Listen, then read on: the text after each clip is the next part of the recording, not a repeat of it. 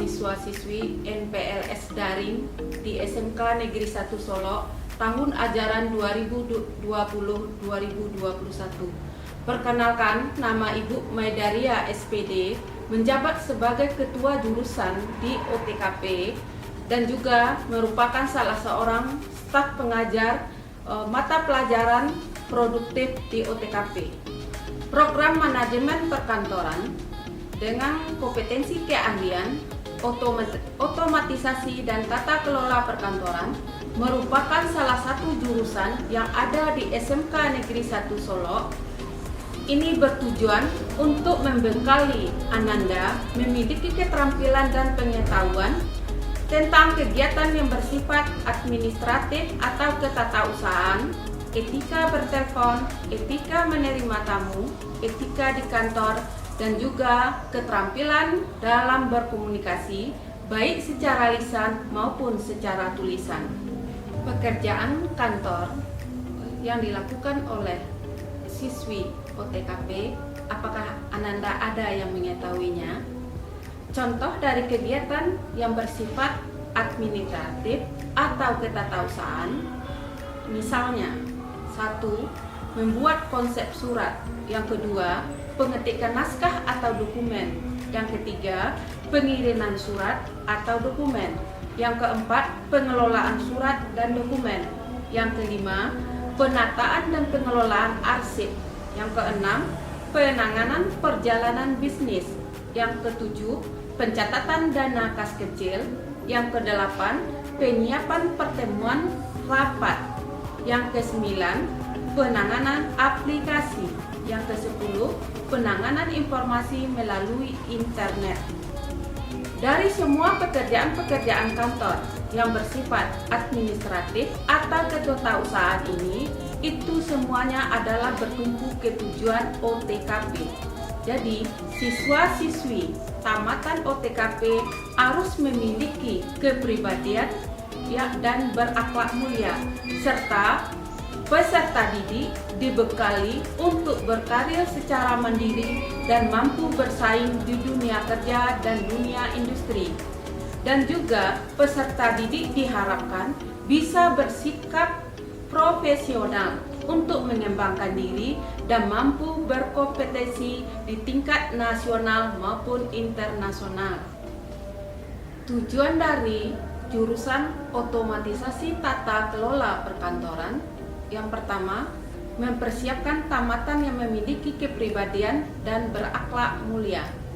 Yang kedua, membekali peserta didik untuk berkarir mandiri yang mampu bersaing di dunia kerja dan dunia industri. Yang ketiga, membekali peserta didik dengan sikap profesional untuk mengembangkan diri dan mampu berkompetensi di tingkat nasional maupun internasional. Yang keempat, membekali peserta didik dengan keterampilan, pengetahuan, dan sikap agar ahli di bidang otomatisasi tata kelola kepegawaian. Yang kedua, otomatisasi tata kelola keuangan. Yang ketiga, otomatisasi tata kelola sarana dan prasarana. Yang keempat, otomatisasi tata kelola humas dan keprotokolan. Yang kelima, produk kreatif dan kewirausahaan. Cara belajar di SMK ini akan jauh berbeda waktu Ananda belajar di tingkat SLTP. Di SMK, kami memberikan materi bersama dengan silabusnya.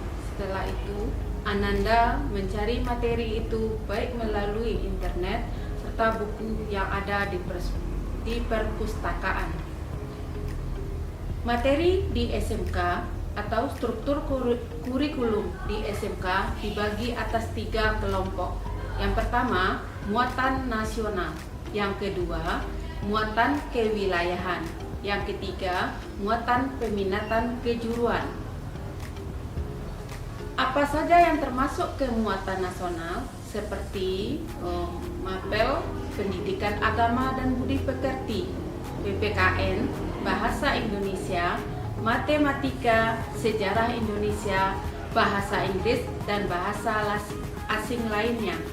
Sementara yang termasuk ke muatan kewilayahan adalah seni budaya, pendidikan jasmani, olahraga, dan kesehatan. Yang ketiga adalah muatan peminatan kejuruan.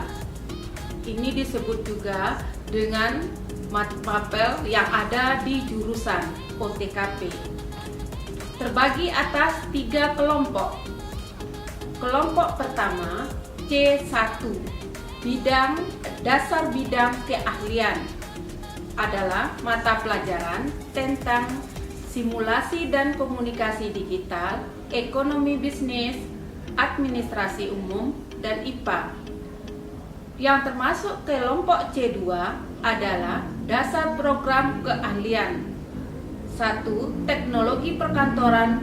2. Koresponden. Ketiga adalah kearsipan.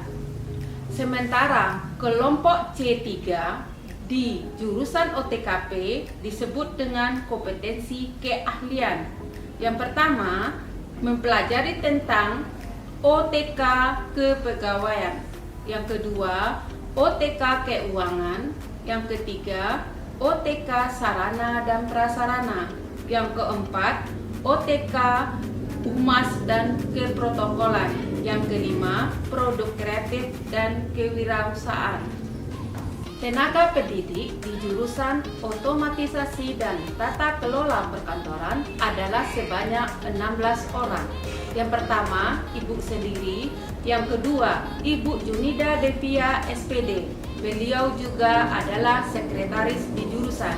Yang ketiga, Dra Hajah Rosmalita Sastri. Keempat, Dra Madletis. Kelima, Dra Harmai Yurita. Keenam, Dra Darli Yasri. Ketujuh, Dra Nurseha. Kedelapan, Dr. Andes Haji David Apalon MM. Kesembilan, Desi Asmara MPD. Yang ke-10, Asna Wilma Jesti SPD. Yang ke-11, Yon Eka Putri SPD MPDE. Yang ke-12, Erni Maswita SPD. Yang ke-13, Dra Asmarni. Yang ke-14, Dra Asneti. Ke-15, Dra Yurlaina. Dan yang terakhir adalah Ibu Dra Lili Murni. Peluang kerja. Setelah Ananda menamatkan pendidikan di SMK Negeri 1 Solo ini, khususnya jurusan OTKP, tentu Ananda berkeinginan untuk bisa bekerja baik itu di kantor-kantor pemerintah maupun swasta. Peluang yang bisa Ananda dapatkan adalah sebagai sekretaris, petugas administrasi, petugas kearsipan, petugas perpustakaan, bekerja di event organizer, staf operasional, resepsionis, operator telepon, juru ketik, dan personalia, serta dan lain-lainnya. Peluang kuliah. Di samping SMK mempersiapkan lulusannya untuk bisa bekerja langsung, juga bisa untuk melanjutkan ke perguruan tinggi. Di jurusan OTKP, Ananda yang sudah menamatkan pendidikan bisa melanjutkan ke perguruan tinggi negeri maupun swasta. Adapun jurusan yang bisa diambil adalah pendidikan administrasi perkantoran, baik di jenjang D3, D4, dan S1. Pendidikan administrasi, ilmu komputer atau sistem informasi, ilmu sosial dan politik, S1 manajemen, ilmu komunikasi, pendidikan ekonomi, dan lain sebagainya. Terima kasih Ibu ucapkan kepada siswa-siswi MPLS Daring SMK Negeri 1 Solo yang telah menyaksikan video ini. Ibu berharap apa yang telah disampaikan semoga menambah pengetahuan dan wawasan Ananda tentang sekolah yang kita cintai ini. Sekian dari Ibu. SMK bisa, SMK hebat, SMK Negeri 1 Solo luar biasa. Assalamualaikum warahmatullahi wabarakatuh.